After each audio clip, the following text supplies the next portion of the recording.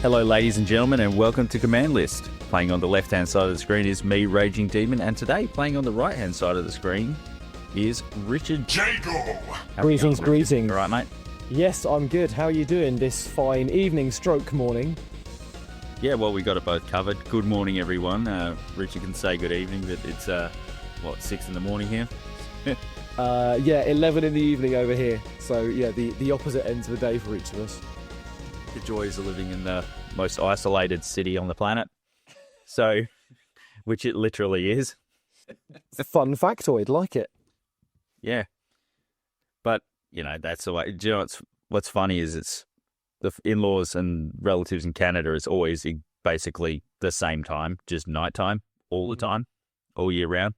So it's one of those things like you're doing a handover from night shift. Yeah, I mean, like you talk to them. All of you lot, and by all of you lot, I mean all of the people I know from this community seem to be like early morning people, and I'm like the only no. I'm staying up. I'm not getting up in the morning. I'm staying up at night, which actually really works for the time difference we normally end up having. I imagine when you do Retro Wars, it's a little worse because of the East Coast being 3 hours ahead of us. So that means that's normally, it depends on the like time of year for like daylight savings and all that sort of bollocks as well. But I don't, as long as it's like before 3 a.m, I'm probably up. It's fine. Yeah. Actually, no, it should be, better anyway. We make it work. I mean, I've got kids, so I'm not getting much past 7 in the morning anyway, but... and I'll make it work for you any day of the week anyway. Yeah. So are you playing anything interesting before we introduce the game of the day? I've, like you a little bit, I like a trophy collection, right? So back in the day, I was a bit hardcore into getting certain PlayStation trophies, and I decided to go out and look for what are the hardest PlayStation Platinums to get at that time on the PS3. And one of the answers that came back as a game that I would actually like to play was Star Ocean The Last Hope International. And it's like Star Ocean JRPG. It was like a remaster of a PS2 era game sort of thing. And I was like, cool, that'll be like my ultimate platinum trophy. I started playing it a little bit, and then I was like, wow, there's a lot to do here. There's a lot to unpack. So I paused for about 12 years and then picked it up again a few months ago. Excellent.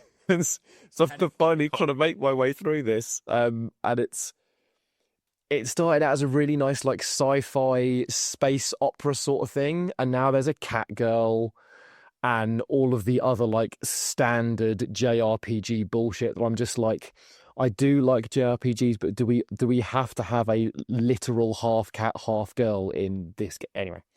So with a 6-foot sword, she's a teeny tiny one in this one. Yeah. But yeah. There just has to be something like that. I just love it. I took a little bit of a break. 12 years later. Yeah. Yeah. Well, it was meant to be a little bit of a break. Like that, eh? Yeah. But I will get on it. I promise I will get on it. What's so hard about it though? Like, is it just grinding or is it literal difficulty? It's not, the game itself isn't that hard. The bit that's hard about it is like the types of trophies that you have to get. You have like every character, there are 8 main characters in the game. You pick them up as you go throughout adding to your party. And each character has 100 battle techniques that they have to complete in order for you to pop all the various trophies. And they're not like you have to do this one specific move. It's like for one of the characters, it starts out, okay, one of them is you have to do exactly 5 damage. Fine, easy. At the beginning of the game, that'll happen automatically. A little while later on, you have to do exactly 55 damage. Not hard, that'll happen. You have to do exactly 555 damage. 5,555. Exactly 55,005. And they get incredibly precise like this for some of them. And then some of them are also like quite difficult. But also, there are 8 different characters. And so you'll have to play the game through a minimum of 3 times all the way through. And I haven't finished it for the first time yet, but from what I've heard, it's not a short game. So it'll take a while, but I have made a commitment. I will get there. In 30 years' time, I'll be on a podcast going, well, I've just finished my first playthrough. Yes, sometimes it's just, it's ridiculous, right? because I look at some of the platinums I've got, and then there's also a trophy I got at Skullgirls where you have to do a combo that has the exact amount of hits as however many creators there were for the game, and you get one less or one more. If you get a better than that combo, it still doesn't work. It has And to that's be the it. exact Yeah, number. yeah. It's when it's that precise. Like if you have to get this or more, then it's like okay, that's fine. But yeah, when it's that precise, I'm just like I can't. I've lost track of them times. I did like 5,556 damage, and then nearly had a rage fit and brained my controller against the wall. But I don't do that for two reasons: one, they're expensive, and two, you guys tell me not to throw my controllers, so I don't. You can, maybe just choke the life out of your controller with. Yeah, no, range as I mean, well. I've nearly snapped one in two because these are PS3 era controllers, so I'm like, they're not quite as heavy duty. You're not- I'm like, oh, that might actually break. Bit harder to replace now too. So like you've got to be super careful with the retro controllers. Yeah, 100%, 100%. But yeah, so I'm playing that, and I've also because I just bought another power cable for my Nintendo 64 after the power cable died. I'm replaying Perfect Dark as well because apparently I really, really want to hurt myself. I I can't see how that control scheme would hold up now. Do you know what? I mean, I've played so many hours of GoldenEye Perfect Dark, like it's not that difficult a thing for me anyway, as a general thing, right?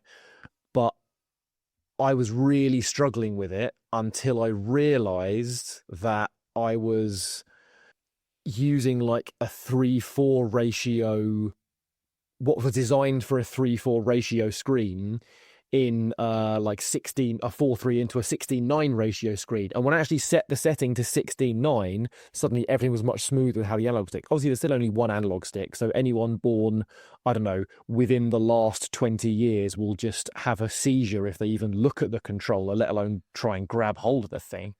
But yeah, it's Look, been interesting. you see them pick it up, you're like, there'll be precisely 5 games you can play with that grip, and the one we're talking about today is one of them. But like, it's just like you're never going to hold it that way. You're going to hold that middle prong, and that's how you're going to play with this thing. It's Yeah. such a weird. For the time, though, I guess it was a lot better than what else there was out there, right? Aside from maybe that Saturn analog controller no one ever used, and the PlayStation DualShock hadn't come along yet. But I've always felt that DualShock, having the analog sticks down the bottom, is not the best place for them, even though I prefer the D-pad for fighting games. It's kind of like everyone's just got used to that. I think the Xbox offset analog sticks is better. I mean, I cannot. This is partly just my brain. I cannot stand an offset analog stick because my brain just goes, no, no, no. It will not do it. I'm not saying they're worse. I'm just saying my brain will not tolerate it. It absolutely requires a line down the middle of a controller and then a reflection on either side. Otherwise, it just won't do it. Yeah. It doesn't want it. This is classic controller, and then below here is modern. Well, it's not that modern these days, is it? But like modern controller. Like, I love that the old school is switches and the new school is analog. I like that. Is the irony of that, right? Oh, but one of my favorite pastimes is to give a Nintendo 64 controller to people who never had a Nintendo 64 and then play them in any game they wanted it and just watch their soul die. This is like when Aussies give Vegemite to foreigners. Yeah, I can imagine. Now, Brits they have Marmite. They have something close, right? They're not going to be completely surprised, but yeah, Americans, Europeans, they're But like, even it's in the most awful UK, thing. Marmite does advertising campaigns based on you either love it or you hate it. And they have an entire true. advertising campaign where there's like one guy's like dropping the jar of Marmite to the bottom of the ocean sort of thing because he wants to get rid of that much. And they play into it, and I'm just like, fair play. I'm owning it. It's all good. No, you just got to raise your kids and force them to eat it. That's how we get them to like it. So you get a Vegemite sandwich for lunch. It's and an acquired taste. Yeah, and you acquire it by giving them one every fucking day until they eat it. until they ask you for one, and then you go, "My role here is complete." Yeah, the transformation is complete. So, I mean, I love that you suggested this. By the way, we're going to talk about Fighter Snow apostrophe Destiny Oh, with God, don't even get me started on the 100% less fucking luck grammar. of apostrophe. Ah, yeah. Yeah, but even if it's plural, it still needs one. Yeah, exactly. Like It that's needs an what. apostrophe either before or after the S. Is it the destiny of a single fighter? Is there a main character? There is no story for this game to go hand in hand with it because it's not popular enough to have one. Or is it the destiny that any of the fighters could possibly have? Or is it all possible destinies for these fighters? This is, yeah, this is why Maybe that's the point. yeah, what, just to let my brain explode and do internal fireworks all over the place. Yeah. To have this sort of like deep philosophical, thought about just the name of the game because, I had It was some one of thoughts three about the things. game, but It was we can't do grammar and punctuation, therefore it's not happening. Or it was we want people to think about their deep philosophical questions. Or it was we want to make sure that all of the autistic people who come across this game just absolutely lose their shit at it. Maybe all of the above. Who knows? yeah, imagine that they bring it, you're out at the shops and they pick you up for defacing all the game cases with apostrophes. Is like I'm he's correcting them. Rich has been down the shop again. He's been drawing on the cases, Miss Jago. Do you know what's even worse, though? Do you know what the follow-up to this game... The fact that this game has a sequel, first of all, is like something of a minor miracle. But do you know what the sequel's called? Fighter's Destiny. With Fighter plural. Destiny. Fighter Destiny, sorry. They just didn't even have Destiny. the S. Fighter Destiny. Oh, come on. That's a translation problem, right? When did this come out? This is 98, is it? 98 or 99, I think. 98, I think, off the top of my head. The reason I check that is so that I know how fair to be on its jankiness, right? So, like, it's a 3D fighter, right? And it's a proper 3D fighter, so you can sidestep and everything, But at this point, you do have Virtual Fighter, you do have some Tekkens. So, like, I'd never heard of this, never played it. When you brought it up, I was like, I'm going to look that up, looked it up. I was like, what the fuck? We had everything. We had a PlayStation, we had a Saturn, we had a 64. I mean, obviously we were playing like better fighting games on the other systems, but the N64, as much fun as I make of it and its shallow library, like it did have some good fighting games on it. It wasn't all bad news for fighting game fans on the N64. Look, the Nintendo 64 was not the console if you wanted specifically to play fighting games. Yes, there are a handful of reasonable ones on there, but no one is going to go, I'm really into fighting games. Have you checked the Nintendo 64 library of fighting games? I think that's where you want. No one's going to be saying that. I love the 64, and I will absolutely defend its honor to the hilt, but not specifically for fighting games. It is my childhood wrapped up in a box pretty much. And I think that's the case for a lot of people who like the 64, though. Like, in retrospect, its library is really tiny. But it had a few key games that really carried it. Yeah, I would argue, for me, there are more games, because I've got a PlayStation 1, 2, 3, and 4 all plugged in at home to my TV in a cabinet. I have 2 Nintendo 64s, just in case one of them fails, which it did recently, and I bought a new power cable for it. But I genuinely spend way more time going back to those Nintendo 64 games than I do going back to those PlayStation 1 games. And it's not necessarily because the PlayStation 1 games aren't as good. I think it's more because for most of those PlayStation 1 games, we've had better versions of that game since then. Whereas for the Nintendo 64, you had the GameCube, but then Nintendo went in a different direction with what they were doing in order to get themselves like a bit of a specific corner of the market compared to both Sony and Microsoft. And so there are certain things they just never properly followed up on. Like, what other game out there is there? Or the other way around, what other game is there out there that is even remotely similar to Conker's Bad Fur Day? There just isn't one. Or Wave Race, even. With so many things, right? It's like Nintendo. It's not that those games are so much better than the PlayStation ones. Broadly speaking, I think the Nintendo 64 had the edge, even though the PlayStation had probably some of the most iconic games of all time. But the PlayStation had the small collection of absolutely iconic games. Nintendo 64, I think, had a slightly broader range of really good games, and then everything else had a wider library and whatnot beyond that. And if you're into particular types of games, like fighting games, then obviously you're going to be going more towards the Saturn than you are towards the other ones, although the PlayStation 1, still had Tekken and all this sort of stuff. It's probably also worth mentioning to the wider audience at this point that I am not great at fighting games. Like, I had no idea how much I wasn't good at fighting games until I started playing things online, like, 10 years after I'd first played Mortal Kombat and Street Fighter 2. And I didn't understand what was happening to me. It wasn't that I lost games, it was that I did not comprehend what was happening on the screen. The only people I had to play against were my brothers. They were even more shit than I am. So I was like, oh, I think I'm okay at these. I can beat a story mode. And then listening to you guys talking about mechanics and whatnot, I'm just like, I feel like the idiot child sat in the corner just trying not to dribble onto my clothes too much. But when I started playing them, these mechanics, you didn't know what they were called, or, obviously you knew what blocking combos and stuff were, but you didn't know about frame advantage and, and I still don't. Invincibility. You didn't know about like the little things that go, well, this move's got a quick startup and you got frame advantage. You didn't think about, and I still kind of don't, because I think a lot of that stuff, the fighting game community can be a little snobby too, and I feel like a lot of that stuff really doesn't matter that much. Yeah, it doesn't really matter that much. Like, it's actually really just practice.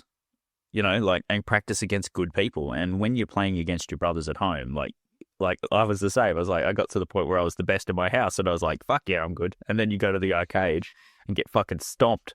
Someone would just come put a coin in and just crush you, and I found the same thing. When I played Street Fighter 4 online, this is sort of the first time I really started playing them online. I got absolutely flogged, and I got better though, but like, it was one of those things where I was like, I thought I was good at this. I was good against the AI. In my early 20s, I became mates with a guy who was quite into fighting games. King of Fighters particularly was his thing. And one day he said, this was, I'm trying to think, I don't know, like 12, 15 years ago, maybe. Not quite 15, 12 years ago or so. And he messaged me and he was like, will you come into London to an arcade with me? Because I think it was King of Fighters 13 had just come out in the arcade. And obviously, you and I know, arcades weren't really a thing for the video games that we grew up playing in arcades by that point. I was like, and there was this one KOF 13 cabinet, nestled away in the corner of this arcade in the one part of London. We went in there, and my mate's name is Rich, and when we went in there was a group of about 5-6 people just huddled around this machine, and there was one guy who was sat on there, and just everyone else was just in a line going through, and this guy was just every single one. He just beat every single one of them. And my mate just kind of waited there patiently for a little bit, and then kind of got to the front of the queue. He's like, okay, but it selected whatever team. I can't remember what team he selected. And my mate destroyed this guy. Winner stays, loser pays, mate. Yeah, utterly annihilated him. And then he stayed, and everyone else started rotating through. They couldn't kick him off, because, as you will know, KOF is you have a 3-person team in your fight team, right? They couldn't kick him off until 2 guys sat down together to each main their own characters. One had 2 characters, one had 1 character. That was the only way they kicked him off. And it was, what caught it for me was when he stood up afterwards, he was like, oh yeah, it's changed a bit since the last King of Fighters. I was like, was that your first time playing this game? He was like, well, this version of it, yeah, I haven't played this one before. And I was just like, oh my God. Well, and it's King of Fighters too. It's not like, I know it's a bit more like Street Fighter where you got 5 or 6 specials, right? It's not like Tekken where there's 90 moves and 80 from the previous game. Yeah. I didn't even touch that game. I was like, I'm not going to embarrass myself here. I'm just here to watch what's happening. I was just like, Crikey. So yeah, that was the final experience that put the nail in my coffin of me ever thinking I might be good at fighting games. But that arcade in London, I forget its name because I've been there. Like back in '96, we went because my dad's from London, and there was one right in the city there, and it was massive because we had arcades. We had pretty good arcades here too back in the day. But like, I'm trying to think what it was called, but it was huge, and it had heaps of fighting. Because here we would get the odd KOF cabinet, but it was still mostly like the popular stuff. Like, it would be The only massive one that I remember going to when I was a kid was Sega World. That was the one huge one in Trocadero in London that I remember going to that could not financially sustain itself, so it closed down. Yeah. But yeah, that was where I first played like Marvel superheroes, and I beat my brother, and he's 4 years older than me, and he was going like, "Oh, well, you see, you picked Iron Man and I picked Shumagorath, and they're different tiers of character. So you've actually picked an A tier of character and I picked a C tier of character, which means it's actually a lot harder for me to beat you." And obviously, years later, I was just like, "No, this is just bullshit. You just didn't know what you're doing, and you didn't want to admit that your 9-year-old brother battered you." A character's so high tier, someone with no skill can still Yeah, stomp you. exactly that. Exactly that. And also, just if you look into Marvel lore, like Shumagorath is like a universe-ending level entity versus Iron Man. But anyway. Oh, none of it makes sense. And so Fighter's Destiny, did you own this game? Yeah. I owned this game. I had this on the 64. Right, so I went through a period of time in kind of like the mid-noughties or something where, because I loved the 64 so much, I was now into like PlayStation 2 games. I'd moved on to PlayStation 2, but I was like, I want to buy up a whole load of now cheap N64 cartridges for games I haven't played or haven't heard of, because I just want to see what else is out there that I haven't ever experienced. And like, so far, we've been entirely ragging on this game, which is fair. Yeah, I'm not going to do it the whole time though. It's got some charm too. Yeah.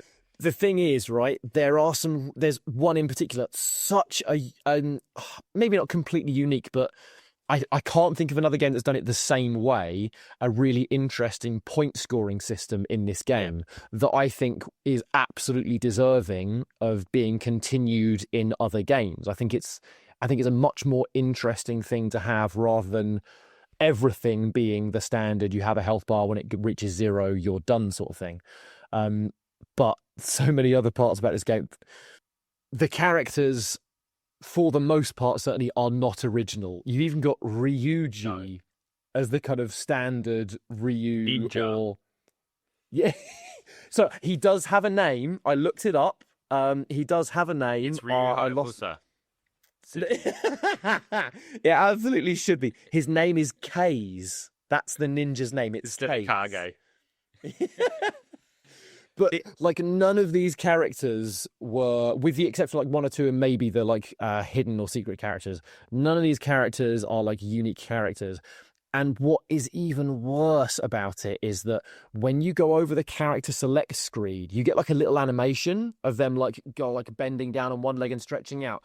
They're all doing exactly the same animation.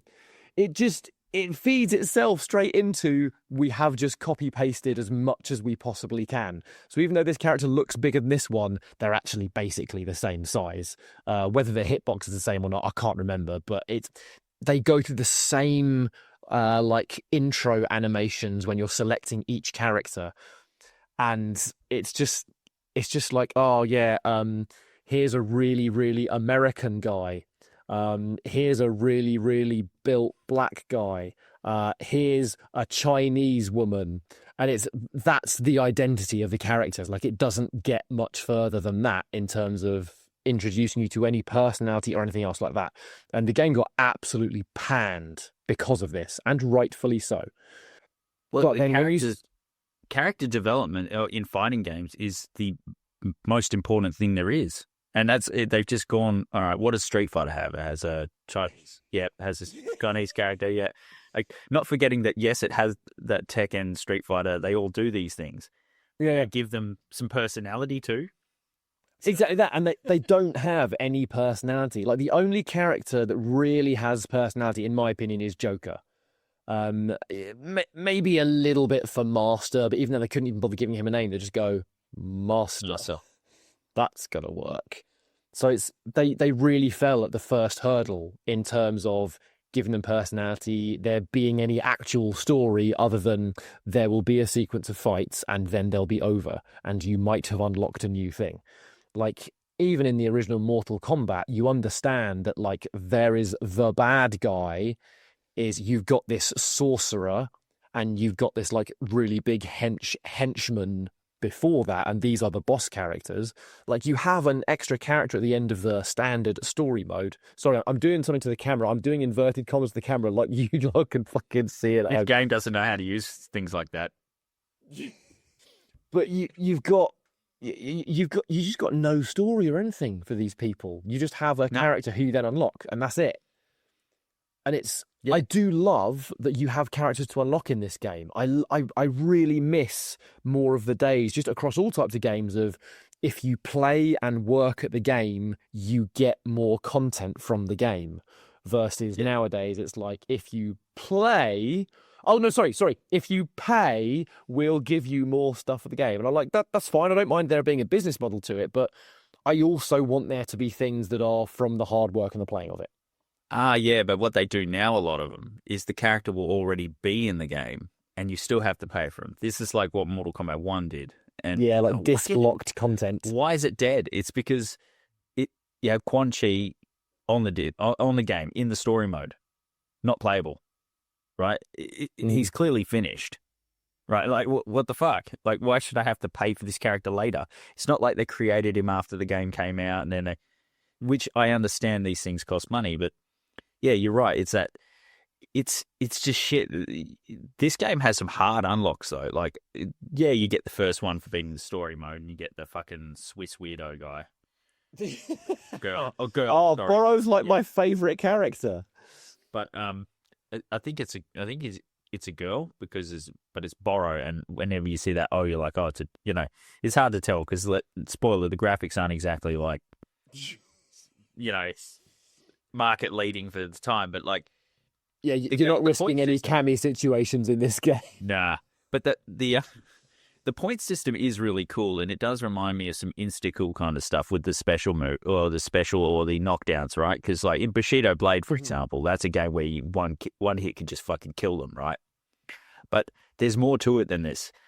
There's the ring out, there's throws, there's all these different ways to win win points, and the round's not really over, right? Fighting till we get was it 10 points or 7 points? It depends on the game mode. It's usually 7 points. So to give like a broader explanation to people who don't know anything about this game, which should be almost everyone listening, when you have a fight, rather than the standard best of 3 rounds, which the majority of fighting games tend to go for, you have 7 points represented by stars. And at the beginning, you have 0 points, as does your opponent. And then as you fight, depending on how you end that round, you win a different number of points. So for a ring out or for a timeout, depending on who did better in the round with a judge's tally at the end, you'll get 1 point.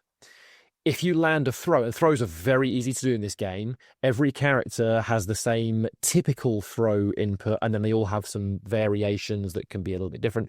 But on the N64 controller, you press A and B together when you're next to someone, and they will do a throw. And then there are special throws that will be more difficult for the other person to maneuver out of. But when you do a throw, you get a little bar at the bottom of the screen. There's like a timer bar. And the standard throw is quite a big timer bar. And if the other person presses A and B within that window, they'll evade the throw. So they'll land on their feet rather than being thrown to the floor. If they don't do that, bang, they get thrown, you get 2 points. Fantastic. What screwed me is you got to hold it, because when you check out of throws in other fighting games, you don't have to hold it. You just have to be quick, right? The game doesn't explain all of these little details to you, which is, I'll bring me back later to a general point about kind of fighting games and training modes, and I'll get on my little high horse about how I want fighting games to teach me mechanics. And the 1 point thing for the ring out is bullshit, because it's such a... Do you know what? And I'll tell you why. it's not just that when you work hard and you ring them out, you only get 1 point. It's also that if you're about to get fucking knocked down and you've lost health, because when you lose your health, you go into this, what is it, Piori state It's or whatever. called Piori, the Piori condition, So where you go purple, wobbly, and dizzy. You're just stunned. You got hit stun, right? And then you open for a free hit aside from being able to move a little bit, which is weird. Well, yeah, cool, because it's not like the classic hit stun, because normally a classic hit stun is you're stunned. Whereas in this, you can't throw any moves, but you can move a little forwards and backwards, and you can duck, which is key to avoiding some of the things people would use to finish you off. But you can only duck for 1 frame, and then you come back up again. So you have to time it really nicely. So it is bullshit and cheap, but it does also bring in some tactical elements to how you can lengthen a round out. But what you can do before that happens is ring yourself out. Yeah, you can. So you don't lose 3 points or 4 points or 2 points. You only lose 1. So you can just commit harakiri, fucking walk out the ring. And so I would like to see a deliberate ring out. I don't know how you would tell the difference in a game back then, but like if you're not hit out of the ring, it should be a punishment, in my opinion. But yeah, or you should just get 2 points for a ring out. This is why this game could never be an online competitive game, because everybody would just be rage quitting I'm about to die over each other, ring outing themselves. But I guess they had to give 1 point to something, and I would have give 1 point to timeout. That's it. Yeah, so the timeout does go. I think probably 2 points would be fairer for a ring out than 1 point. I think that's the only slight balance change I would make to it. And then if you knock them down with that special, you get 4 and the fight's nearly fucking over. Well, yeah, but then again, like most characters don't even have a special. No, you got to unlock that. Until you've unlocked their moves. So it's not just characters you have to unlock, it's moves you have to unlock, which I like, but they've overdone in this game. It's a JRPG, mate. You have to level up. You have to unlock. Yeah, where's the cat girl? Where's the cat girl? Yeah. That must have been the 6th unlockable character they didn't have time to put in the finished product. But what bothered me about that is there should be a mode where you play versus and it's just all unlocked, right? If you're in like a story or a challenge mode, like you know how Soul Calibur used to have that weapon master mode. I believe you. Well, yeah, like or just make it one OP attack that like you said, they've overdone it. Like you go through this, was it master mode, and then you go through this Wheel of Fortune with master or Joker. And this is where you warn me that don't lose to Joker. Yeah. Well, don't lose Joker or Master. If you lose to Joker, you can redo the whole thing. If you lose one of the Master rounds, one of the moves for that character is now locked out of the game unless you start a new save file. And in fairness, you have to manually save this game. So if you just don't save it, you can just redo it. But if you've already saved it after doing the Master Challenge and you missed one of the moves, that save file has now locked that move out of that character's command list. And that was a really confusing part of this game too. When you go to the character select screen, you have to load your player to get the extra moves. Yeah. So you've got a variety of well, I say a variety, a bland variety of characters to start off with. And then if you play the regular versus com mode, play the story mode in inverted commas, because, yeah, sure, that's a story. Then at the end of it, for the first time you play it, you'll unlock this character, Boro, who was my favourite character to play as. I thought she was really cool. And you'll also unlock like one extra move for your character. And then you can save the game on the Nintendo 64 controller pack if there's any chance that it won't just corrupt itself, because that's what all of my Nintendo 64 memory pack things that I've ranted about this when I did Turok with Danny already. And then he said he never had a problem with it, and I felt victimized. But you've got that, and then you have, as you were saying, you have the master mode. And the master mode is what you have to do this with every character to unlock each character's moves. And there's something, I think it's something like 8 master blocks and 5 Joker ones or 4 Joker ones, something like that. And each master block, you fight this character called the Master, who's the Hayachi Mishima. Oh no, he's not. He really is. And you have to beat him, and he'll teach you a new move, which now unlocks for all of your further battles with this character. But you have to do every single move individually. You spin around this roulette wheel of which block am I going to get until you've done all of them. And if you lose to any of the Joker matches, you completely fail the Master Challenge and you don't get any of the moves to save to your character. But if you fail one of the Master blocks, that move is now lost. You can't get it again. You can continue to do the rest of the Master mode, though. And it's because you have to do this with every character individually. And it's just like, oh boy. Like the first couple of times with your favorite characters, if you have such a thing, it's kind of cool. You're like, oh, new moves, awesome, that's great. And then eventually you're like, yeah, so can we just be done with this now? I would like to have all of the game that I paid for, thanks very much. Yeah, it tried. I'm going to give the game some sort of props for trying some shit, though, at least, because it did have some, like, the mechanics were kind of simple. It's kind of Virtua Fighter, guard. But instead of punch and kick, it just had high or low attack, right?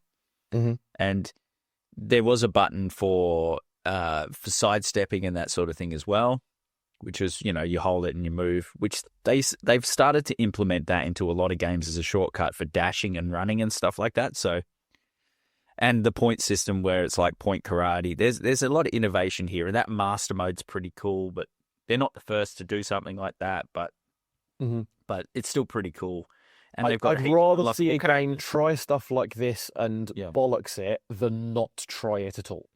Yeah, and I would say this game is close to being a half decent fighting game. It's just the inputs are a little janky and slow. The combos are a little weird. It's just not very responsive, and the characters have had zero. They put all the effort into, let's try all these game modes, and then and put a bunch of unlockable characters like Master and Joker and some cow, like Ushi the cow, and it's like, let's put all this shit in here, and then they sort of, the implementation is really sort of poor. Like, when that cow turns around and heel kicks you 3 times in the face, that's 2/3 your health bar gone. I'm just like, I thought this was a gag character. Have you seen the cow drink its own milk, by the way? No. Cow can drink its own milk to regain health. Of course it can. 100%. But the sound's okay, and I like the platform, and I like the idea of the point system. Again, like you said, it's probably something that deserves to still exist somewhere, just with the better game.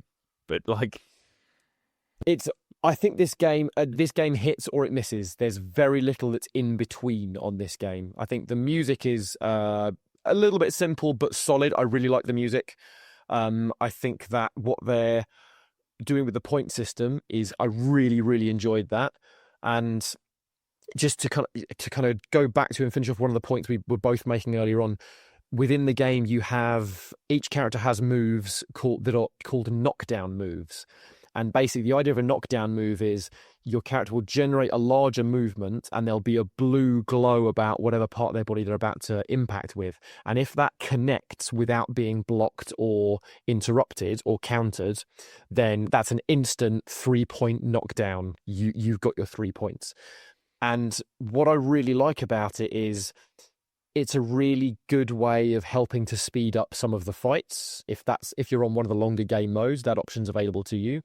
But also, whilst there are a couple that are overpowered, especially the ones that hit lower there because they're harder to block, like if you just pull these things out, if you're fighting someone who knows what they're doing, or someone who's even a decent level NPC opponent, like they're really quite easy to interrupt and deal with, and you're opening yourself up to this big like refresh afterwards, as well as usually a delay into the attack. So it kind of fakes the opportunity for someone to interrupt or counter what you're doing. Oh, and counters as well. That's the other thing. Counters get you an instant 3-point knockdown. If you hit a counter whilst someone is trying to hit you, bang, 3-point knockdown. I did not understand that the first several times it happened to me. And I was like, I have terrible timing, so I can't use counters in games like this. So I would just be standing there doing counters, hoping someone would hit me in the middle of it, going like, why isn't this thing working? it's not a bad idea. They are going to try to hit you. So, like, With sit there some and wait. characters, it works. Because, like, Yeah. Boro has, like, this... She has a backflip move. She, like, backflips Yeah. and kicks you in the face sort of thing. It's an awesome move. And when you've unlocked all of her moves, she gets a triple backflip. So you do, like, down and left B, down, forwards B. And the third one is a counter. So it's still a regular move. You still get zoom, zoom, zoom, these 3 chaining moves into one another. But if someone tries to catch you after the second one, then this counter comes out as well. So it's probably done fairly well. I'm just very, very poor at it. Well, I found a bit of a because I use mostly Valerie and Ninja, and I tried Ryuji. He's got a Shoryuken because why wouldn't he? He's a knockoff. But I would do this backflip kick with her, and then do her like power like attack, the one that's not stolen from Tekken. They chart. I don't know if you, but anyway, and that's an unblockable in Tekken. But in this game, it's blockable. But when you block it, you get such a big frame advantage. They get knocked back so far, you can just keep trying it. Okay. And they'll never be able to So get you can in. kind of soft lock them into... Yeah, well, you can create enough of a gap that they can't really close the space, right? So you can keep trying it. And if you do the backflip kick, which has a short startup, like you were saying, with Boro has one as well, like you can just... This is how I would deal with the annoying AI that would just, every time I try to throw it or whatever, it would just counter throw me and shit like that, which is a thing as well. Yeah, and you can't block that. Yeah. No, that's the one thing. Well, you can escape it, but the window of opportunity is so small it might as well not fucking exist. Yeah, I never got out of one. I think I did by chance once, just because I hammered the buttons every single time anything happened, and once by fluke I did get out of it. But like we said, when you do a throw, you get this window where if they hit their A and B button within it, they'll escape it. But if you have all the moves unlocked, there are also counter throws. So if you input a slightly more complicated sequence whilst you're being thrown, you'll reverse their throw into a throw that has such a small response time to try and evade it that you basically can't do it. And one of my biggest criticisms of the CPU AI in this is that at a certain level, you literally cannot throw these opponents. No, and they will reverse every single throw you do, which basically means you attempting to throw them, even if it's by accident because your thumb slipped onto both. He's committing suicide. Is automatically 2 points to them. Yeah. And that I was like, that is bullshit. That is bull to the shit. I thought so too. It's just bad AI, right? Like they've got to drop it at some point. It's a bit like you watch pros play fighting games, right? They drop their combos and they're pros. Yeah. So if you have an AI that's perfect, it's the same with Mortal Kombat's famous for this, right? It's the 2D ones, the old school ones, like especially Mortal Kombat 2, where you just like, there's no amount of skill I can have that will make this fair. So I just... Whenever I throw my uppercut, they will have perfectly timed to duck underneath it and counter with their own uppercut. Correct. 10 times out, or so 9.9 times out of 10. I'll do a sweep. Oh wait, they threw me perfectly. Yeah. How did they do that? Don't know. They just do. It's one of those things where in Mortal Kombat 3 it was jumping in, like you do jumping attacks, and they would just always know you're going to do it and jump and kick you or whatever. And it's like yeah. Because that AI, you can cheese it so many ways. So, but it just takes the fun out of it. So there I am sitting like with Valerie just doing backflip punch, flip punch, backflip punch, and I was like, yeah, it's not really that fun. I can see this game being a lot of fun playing with your mates though, because it's kind of janky and kind of fun, like it. But again, I can see, like you said, the competitive scene's non-existent. Well, I haven't heard of anyone playing this competitively, but I haven't heard of anyone else playing this, let alone competitively. I'd never heard of it. It's because the only games I played, fighting games on the 64, I played were Mortal Kombat 4 and KI Gold. So I can name. I owned, stroke, maybe somewhere still own a couple of these. Probably. Oh, and Clay Fighter. 36. Yeah. There's a bunch of fighting games. 63 and a third. Sorry. Yeah. Which have like which have a good game in there somewhere, but it's just not quite there. So first of all, there's a Xena Warrior Princess fighting game on the Nintendo 64, which I owned. I might still own somewhere, and you can just cheese the entire like story mode through with the one dodge move and just counter, and even I just absolutely cleaned up with it. It was hilarious, right? That is not there's no good game hiding in there. It's just fun if you loved Xena Warrior Princess to see all the various characters. But there are a couple of other ones that I had, which there's a good game in both of them somewhere. There's one called Mace: The Dark Age, which has this one did the characters really well. Every character is unique and striking, and they have their own story and their own attack style, and that part of it is done really, really well. And there's another one that was called Dark Rift, which I played until I could finish the story, but I just kept playing the final boss for it must have been like 2.5 hours until I eventually just by luck caught it in the multiple combos I was throwing with this one character and just eventually beat it. I'd never played it again, ever. But there are fighting games out there that are, right, I'm not going to say any of them are good fighting games other than the couple that are known, but if you are really interested in fighting games, especially retro fighting games, they're worth a look. They're worth a little dabble just to see what it is they've done well and what it is they've done so badly within these games. But if you want to investigate a couple more retro N64 fighting games, there's a couple that you and probably everyone else listening haven't ever heard of. Well, I love that. I've been playing fighting games most of my life, and I've had so many different consoles that and there are still things I've never heard of, and it's just makes me laugh. I love it. I love that there's still like, I remember seeing there was this Saturn fighting game where there was just like regular people. There was like an office worker, a stay-at-home mum. I was like, what the fuck? Who thought this would? Who approved this project? You know what I mean? I was like, and it was really actually funny to watch. And it was a Japan only thing, but like sometimes you'll go down a rabbit hole on these things and be like, what the fuck? Why haven't I heard of this? And like, why would they even make it? Yeah, I mean, honestly, I reckon between Fighter's Destiny and Mace: The Dark Age, there's an amazing game if you took like the good bits of each of these properties and smushed them together. There's an amazing game in there somewhere, honestly. Yeah. Like I said earlier, I'm not going to criticize everything about this game. It's got just most of it fairly, most of it, but it is pretty fun.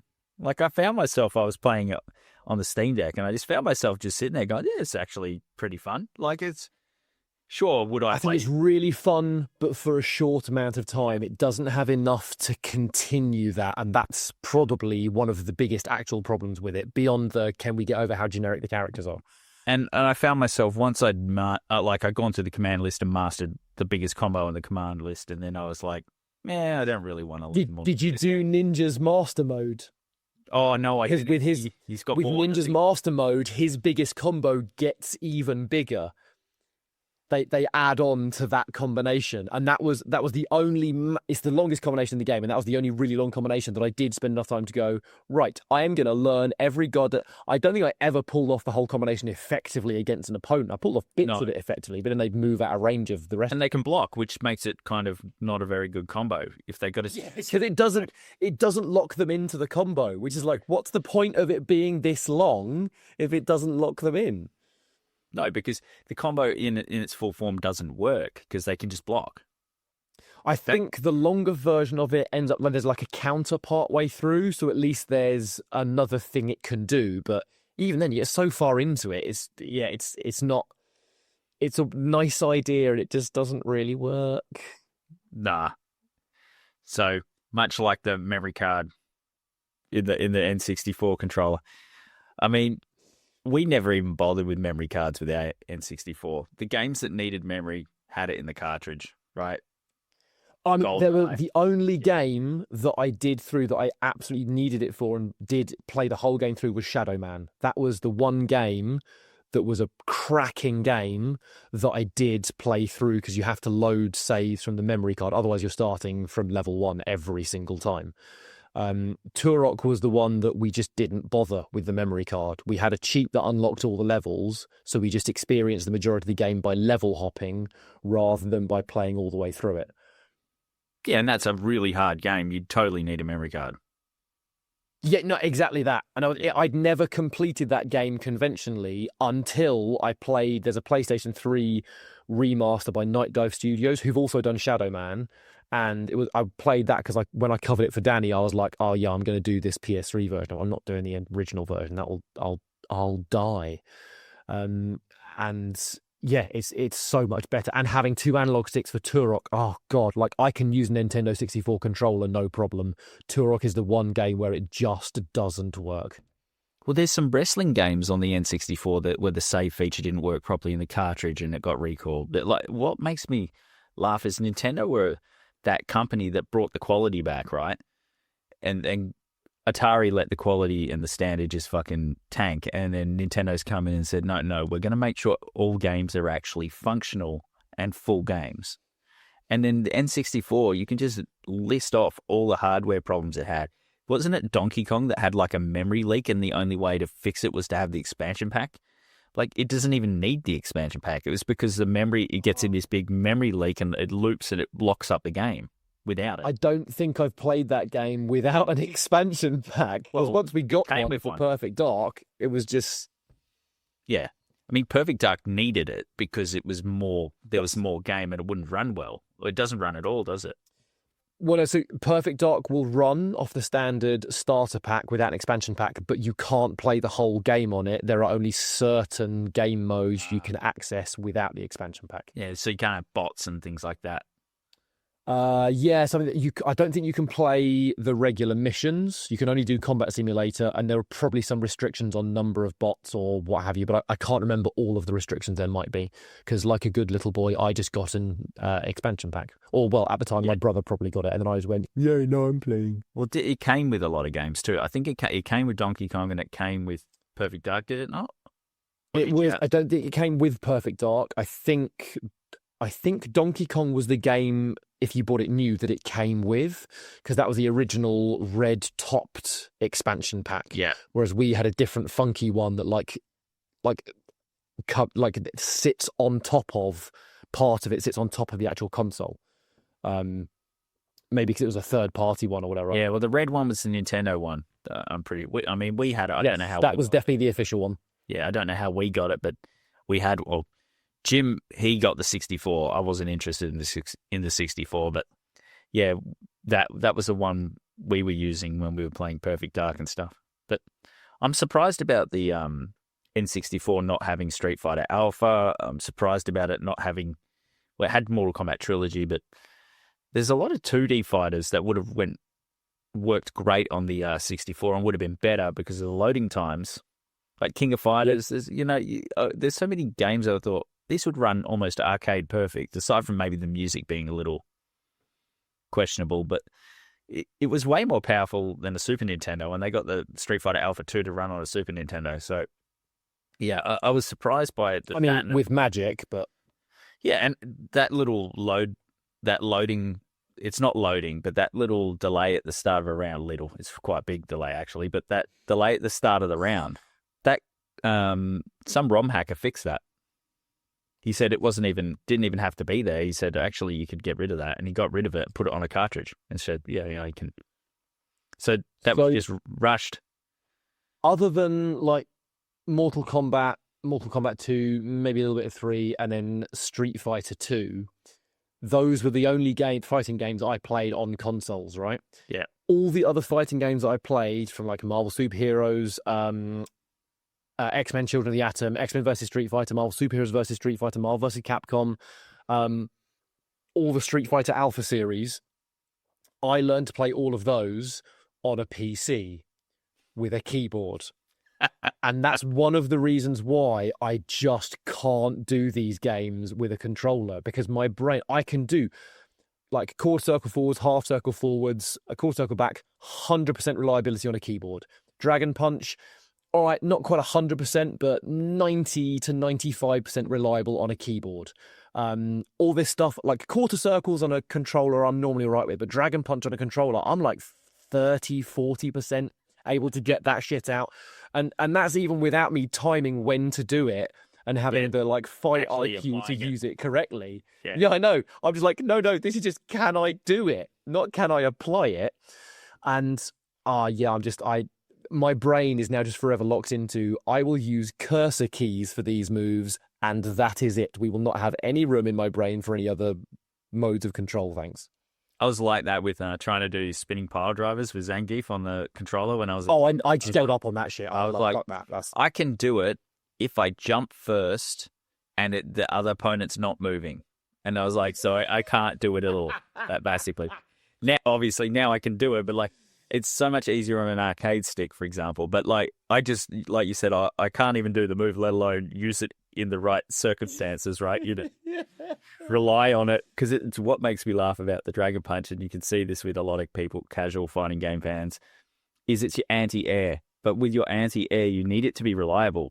Like you need its clutch, right? And it's the most complicated of the standard inputs.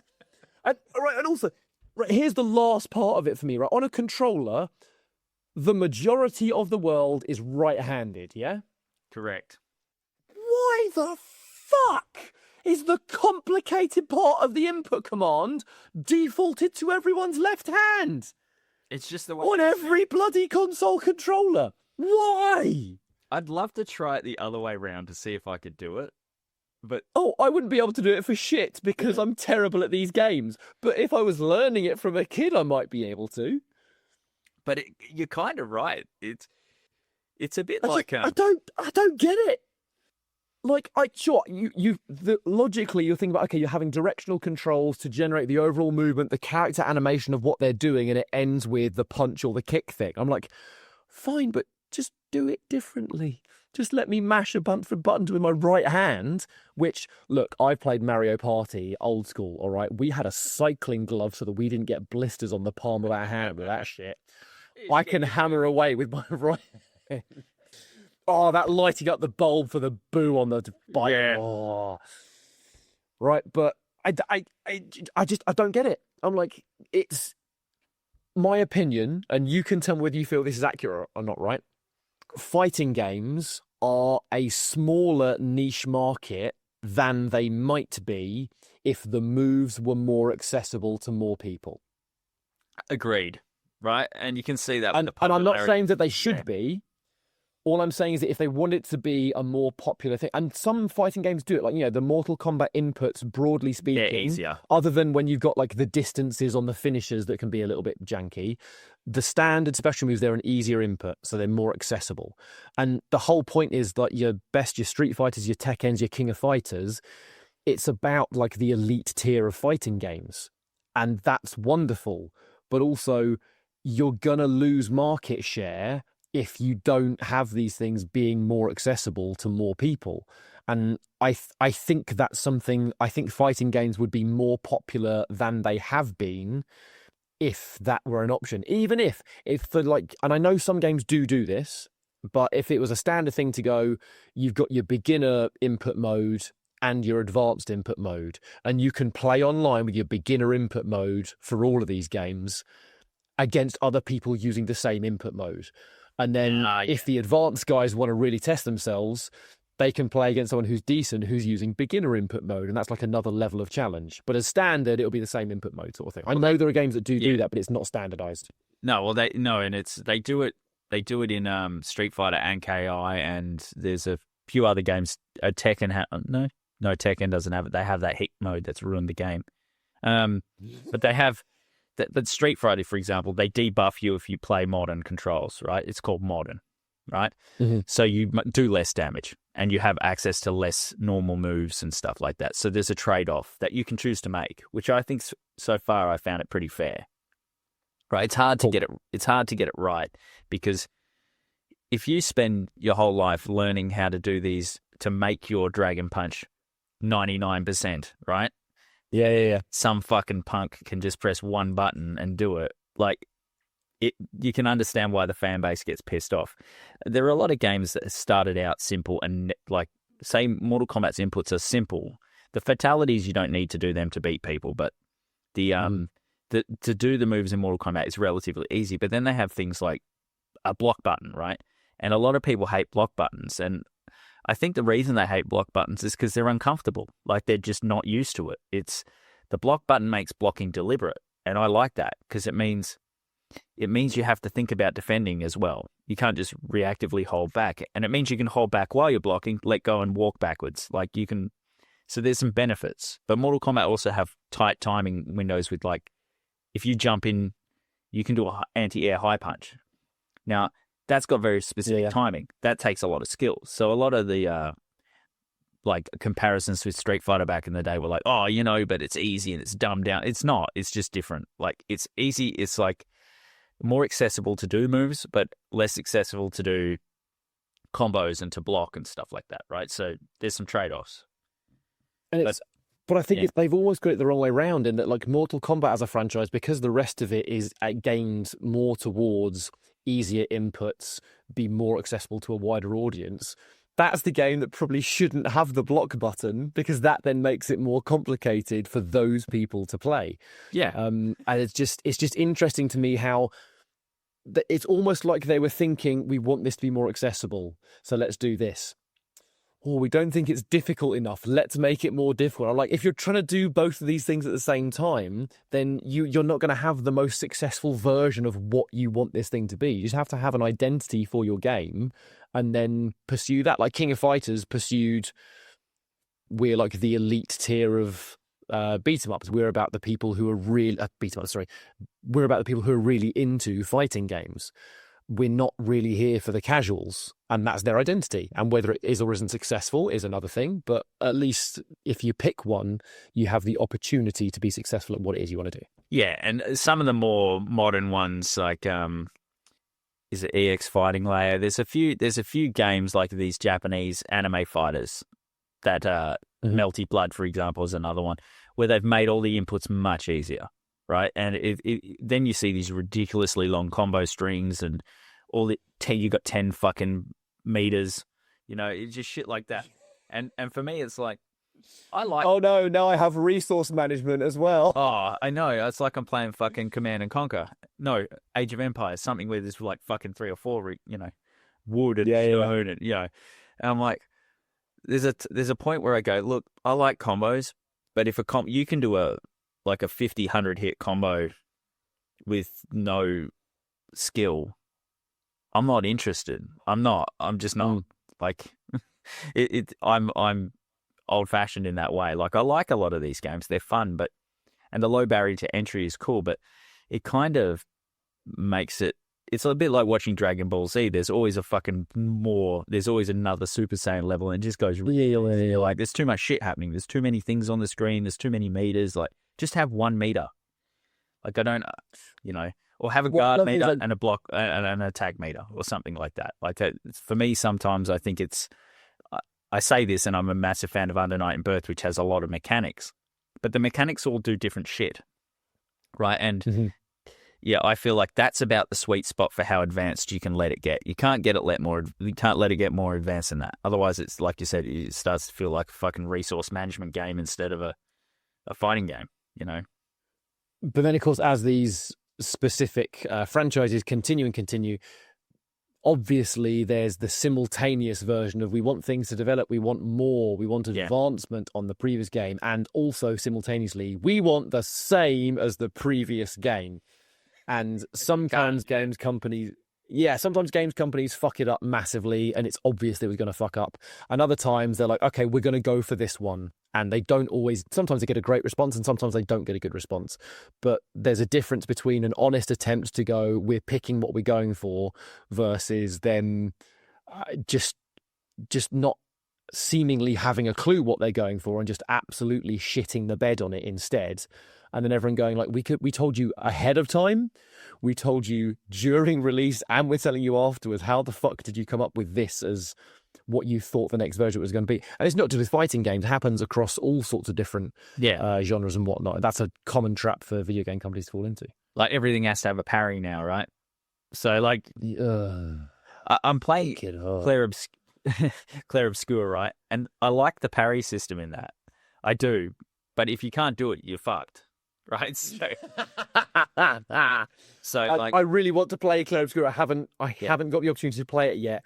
You saying there's a parry system I have to master has Oh, just made you my dodge. testicles crawl up inside my belly. you can dodge too, or you can just grind out levels and just get OP like old school RPGs, right? Like where you just, Oh yeah, that's fine. I'll do that. I'm going to do the Pokemon approach. I'm just going to go in at level 100. But like, but having said that, there's why did they put it in? They've done a good job of putting it in, but like some games just put stuff in to put stuff in. Like I felt like Tekken 8 put all these meters in just for the sake of putting meters in. Like Tekken is not a game grounded in having resource management. It's not. It never has. People like meters. They do. They're like, you can just imagine that at the meter. It's like, we need more. We need a meter. It's like, yeah, but we had the rage art in the last one. It's like that, which is a stolen idea from Mortal Kombat, right? A catch-up mechanic that you can only use once, which I accepted. I accepted it. And I accepted Akuma having a super meter because he's a Street Fighter character. But you don't have to give it to the whole cast, right? And you don't have to go, well, we need meters. Every other game has meters, and they don't because Virtua Fighter doesn't. But I was like, I don't understand. It's almost like there was a sensible discussion to go, I think we should introduce a meter into this game. And everyone kind of like thought about it and went, okay, on balance, yes, we think introducing a meter to this game is a good idea.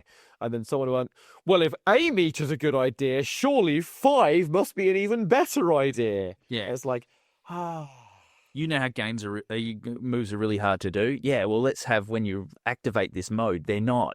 It's like, or we could not do that and not piss off. Because Tekken is not. They could have gone the other way. Yeah. When you activate this mode, they're even more difficult to do. But because Tekken's not one of those games where people who play Tekken have played Tekken for ages. They're not. It's not the franchise to try to do that kind of thing with. I don't think. I've played enough Tekken. I could probably pick up almost any Tekken game, and there'd be 1 or 2 characters where I can halfway control and go. Yeah. I know roughly what I'm doing with this one. Yeah. So probably from about Tekken 3 onwards, it's pretty, you got a pretty good shot, right, at knowing a lot of the moves. But there are franchises where they do refresh all the time. Like Mortal Kombat is, you knowing moves from the old Mortal Kombat does not help you now, right? And you just expect that every time they make a new one. So, and then there are franchises like Tekken where people put a lot of time in and they're not going to be happy if you deviate too much, right? So, but yeah. So that's our discussion on fighting game inputs and simple versus advanced and all that sort of shit. But so just to sort of like wrap this up though, like what would you give if you were to rank this game Fighter's Destiny with no apostrophe as a tier, like an S tier, A tier, B tier, what sort of tier would you give it, do you think? So am I giving it a rating for an at the time or a now? I kind of do it at the time myself, but whatever. Cool. It holding up does matter. I think this is maybe a little bit generous, but I think I would give it a B-. I thought you were going to do an A then. It's like generous. Oh God, no! No, it's a C+ to a B-. I'm more comfortable calling it a B- than a C+, because I think there's enough in there that's good, and I think fixing the problems that are present would actually be relatively easy. You need actually some story for the characters. That's not that hard to do. You need a little bit more variability in how the character sprites are animated. And we should change the ring out cheese to, let's say, 2 points. Yeah, enough There's of it. Still a bunch of other stuff in there that's not ideal, but no. I think that would make it, those small improvements would make it a much better game. No, and the throw thing where you're doing the throw and then you block the throw or you tech out the throw and then you do the thing and then you do another throw and then you do another throw. That's pretty funny as well. I can imagine at low level competition that being a thing too, constantly. Reversal. Reverse your reversal. Reverse, reversal. Yeah. It's a bit like I fought Danny at one of the old school Fatal Furies once, and you know how you have I thought you meant in Taekwondo for a second. I was like, I really want to see that. and I fucking kicked him straight in the head. No, but you know you have the low and the high, like level tier system, the lane system. Yeah. And we were just fucking jumping from lane to lane to lane to lane, and it looked fucking ridiculous. It just reminded me of that. I was like, that would be awful to watch at a high level, But hilarious to play it would be against the funny. mate. It'd be funny if it was you doing it though. But yeah, I'd agree. So what's your rating for the game? I'd agree. I'd give it as probably a C plus. Yeah, I mean the problem is I never got to play it back when it came out, so I'm always going to be a little more unfair to it, I think. Well, I'm going to have just that little tint of a rose-tinted spectacle whilst I'm looking at it. Not that I loved this game or anything, but I played it when I was a lot younger and didn't have as many things around video games as I do now to look at it and go, oh boy. But if there had been a Fighter's Destiny Turbo, they'd fixed it a little bit, you know, like maybe it would have got that sort of high B. You know, it's not far off something good there, but it's just the polish is not there. The gameplay is not. Oh, there's no polish. There is no polish, and it's like I said, it wouldn't take a lot of work for it to jump up, not quite to an A tier game, but easily to a B plus. That would be very simple to do. But yeah, it's one of those examples of where near enough's not good enough, right? So like, you know, 80% of the effort is usually good enough for most things. Not in this case, it's not. I think with games, you've got that polish is what makes the difference. It really does. Like you can see. There are so many games out there. The output for games is so high when you're looking at indie games and such as well, that you need something that's actually going to differentiate you between the other games, make you stand out, and that's in that last 20%. Yeah, exactly. And when I think about games that I love, it's usually the fine details being looked at, and you know, those sorts of finishing touches. You can tell they've been made, right? And this game, they were not made. They were not made. They couldn't even fucking put an apostrophe in the title, you know. So God damn it. It's obvious that there were some interesting foundations. Yeah, and why no one else has thought of these things as well is amazing. Like, why has no one thought that a different victory type is worth more? Like, it's an interesting concept that again no one has explored since. So yeah, I mean, like with the Street Fighter Alpha series, does it in like how many points you get for how you finish someone, but not in terms of story progression or anything else. No, and all that affects is like whether you can fight a secret boss usually or something like that. I mean, in Alpha, I can't think of maybe Shinakuma that's how you'd fight Shinakuma. Bro, I can't fight the regular boss. I have a Street Fighter Alpha 2 save file on my PS3 Street Fighter collection where I've beaten every single character except all of the boss characters. Because if you save you probably won't even realize this because you won't have needed to have done this. But if you save your progress with a character on a Street Fighter 2 Alpha playthrough, Street Fighter Alpha 2 playthrough, and you then lose that character and pick a different character, any of the characters that you've already beaten that are in this new character's story mode playthrough, they're gone. Beaten. Yeah, and you only go through, even if they're further down the track, that one's beaten, you start earlier on, right? Yeah. So I've now got a save file where every single non-boss character has been beaten, and I just haven't beaten a boss character. I've done every single one of them on a keyboard, but with a controller, I just can't fucking do it. But you know, it's funny you playing with the keyboard because you're actually onto something that now is very popular. Like when I was first started playing fighting games, I couldn't imagine anything worse than playing on a keyboard, right? It would just be the most awful thing. My right hand is doing the directional inputs. But now that's the big thing for me. People use hitboxes, which are basically keyboards, but they still do most of the work with their left hand, right? So there's no right-handed. There are no right-handed options for D-pads, or it's really strange that there's nothing exists. Because I have looked this up before. I've tried to find a left-handed controller, right? And there's which left-handed meaning right hand is your D-pad. Yeah. It just doesn't exist. Why? It's almost like we just from like the Game Boy, from the NES era, we just went like, okay, because the directional input is so simple, you basically hold right occasionally up or down, and more of the work happened on the jump or attack buttons, it made sense to be that way around. And we've just kept it. And even though we've like absolutely to the most minute detail gone down to, okay, so where should analog sticks be positioned? Yeah. Oh, we can click it in and get an R3 and an L3 for an next thing that still works. No one's looked at more complicated inputs with most people's more dominant hand. I'm on something here. Let's start a fucking Kickstarter. Well, it's just funny because, like, you think about driving, for example. Now, I don't know, have you driven in France or anywhere like that? I don't think I have. Maybe very, very briefly, but no, I'm almost entirely just in the UK. I'm right-handed, and I drove in France and in Canada. And when I'm driving a manual, I was like, "What the fuck? This is so weird." Changing gear with the right. Yeah, I know. You would think it would be easier because you're right-handed, but it's not. And I'm like, "This is fucking strange, and it's wrong, and no one should do it, and everyone embodied this way wrong, right?" But it exists. But then, for whatever reason, the world has harmony and agreement and standardization on fucking. Of all things. Yeah, on video game console controllers. There's only two things. It's not optimized. Well, three things. There's only three things I can think of. Numbers, like digits are all the same. C container sizes, and this. That's it.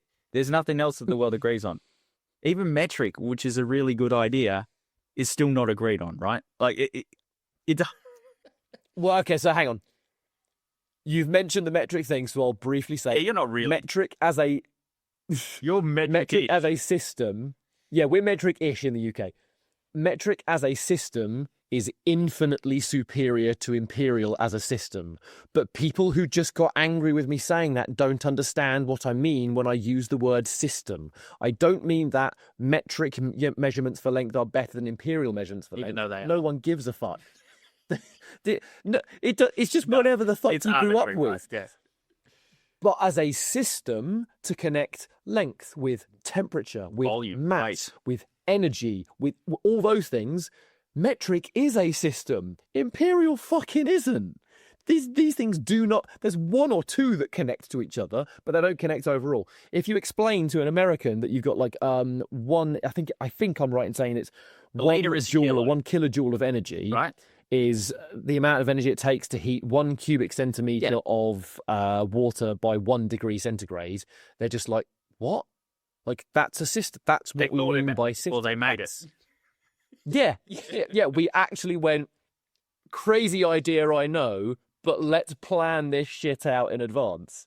Let's make a liter of water be 1 kilo. Yeah, exactly. Yeah. And everyone's like, what do you mean? I'm like, we mean that. That's what it means.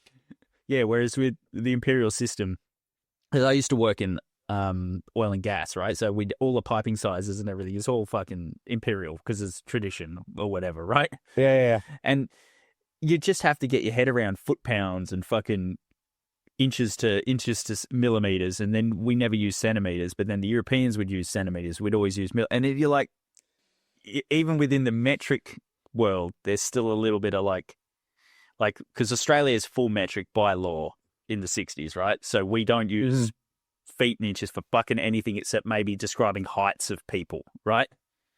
And when you when people, you go, oh, what's centimeter? They go, oh, this will be centimeters. And you're like, who uses centimeters? It's either meters or millimeters. Like, what the fuck? Like, or centiliters is another one they use a lot. And you're like, why? You know? But like in the UK, I don't know if other places do this, but it was at whatever point it was made a legal requirement to put all stuff like milk listed in litres. Like, you must list milk in litres. So shops went, fine. They are also allowed to list it in pints. So every bit of milk is now like 2 pints or 4 pints or 6 pints. And it's got listed in there like the Frankenstein conversion to 1.652 litres or whatever it is. Because that legally has to be on the packaging. But everyone's just like, it's a pint of milk. yeah, and even beer sizes, we say a pint, but it's not a pint. Because we're measuring in metric, right? So we just say pint. It's not even a literal pint. Right? It's better than the guy that I went to school with who, when he was like 16, walked into a pub to order his first drink and he asked for a large pint. I have a large beer, please. Yeah, I'll have a large pint. Are you 16 by any chance? No. I mean, I've done this to make fun of, like, because we have different terminology even in different states, right?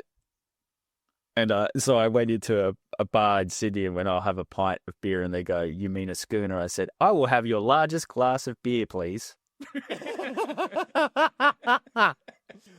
Pint, generic unit of alcohol, please. And what bothers me is when you're a barman, you should know all this. Oh, It's like going into So I- a cafe and them not knowing what a fucking latte or a fucking long black or an Americano or, you know. after years of like asking for like a Coke or a Coca-Cola or something like this, and having loads and loads of people behind a bar go, "Is Pepsi okay?" I changed my language and I was like, "Can I have a half a pint of cola, Yeah. please?" And they still said, "Is Pepsi okay?" And I was like, I've gone to all this fucking effort Cola. to order the generically named thing. So whichever one you give me is, yes, that's fine, thank you. Yeah. What's it? It's like the Tipex or the fucking whiteout, and you start calling it, can I have a correction pen? You know, like, so you don't take a side, you know, like. Yeah, and all the things that are like brand names that we use as generic terms. Yeah. Like the argument I used to have with my ex about she would ask me to hoover the flat, Oh, and I'd go, I can't hoover the flat. I have a But dice. like, we don't have we have a vacuum cleaner, we don't have a hoover. And yeah, Fuck. there's a reason why we're broken up. Words. But Words indeed. I love this because I have my family's from all over the fucking place, and then my wife's Canadian, and I'm going through this every fucking day. They're not called raisins; they're called sultanas, or they're not this. It's, you know, and sometimes there's actual confusion, and I'm like, I don't know what that is. Like, Yeah. but yeah. Anyway, this has been a great chat. I'm sure we could talk for another hour and a half, but I'm sure we can. I got to wrap it up. My challenge to you is have a look at Mace the Dark Age. Yep. If you decide after looking at it that you want to, we can do an episode on that as well. Yeah, 100%. I look forward to more fucking janky N64 fighting games. The thing is, we will run out pretty quickly though, so that's good. Well, Do some good. they've got games. more janky ones than most consoles have. All right. Thanks, mate. I really appreciate You're it. very welcome. It's been a pleasure. Thank you for having me on. No worries. And that is Richard Jago, everyone. Jago! Thank you very much for listening. Don't smash your controllers. 5.1